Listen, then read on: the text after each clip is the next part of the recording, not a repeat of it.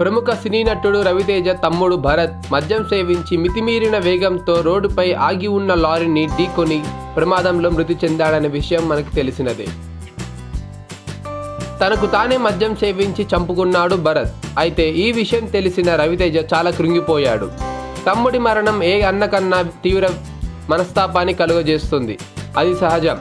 కానీ తన తమ్ముడి చివరి చూపుకి కూడా రాని రవితేజపై సోషల్ మీడియాలో చాలా వరకు తీవ్రమైన విమర్శలు వినిపిస్తున్నాయి అని అందరికీ తెలిసిన విషయమే.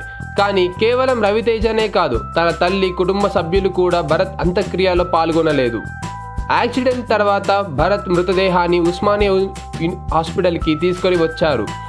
భరత్ మృతదేహాన్ని ఒక అనాథ శవంలా ప్రక్కన పడేయడంతో అందరికీ ఆశ్చర్యం వేసింది.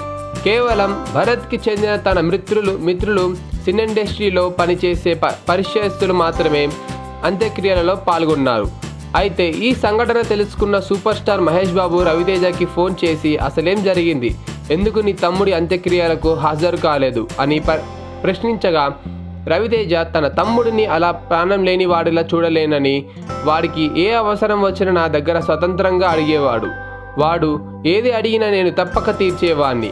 కానీ తమ్ముడు మరణించడనే ఆ విషయం నేను జీర్ణించుకోలేకపోతున్నానని ఆవేదనను రవితేజ మహేష్కు చెప్పాడని తెలుస్తుంది.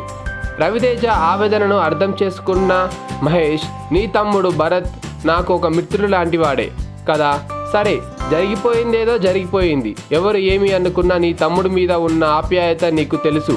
కానీ దాని గురించి ఆలోచిస్తూ మనసు పాడు చేసుకోకుండా తర్వాత జరగాల్సిన కార్యక్రమాలు ఏంటో చూడమని మహేష్ బాబు రవితేజకు సూచన ఇచ్చినట్లు సమాచారం.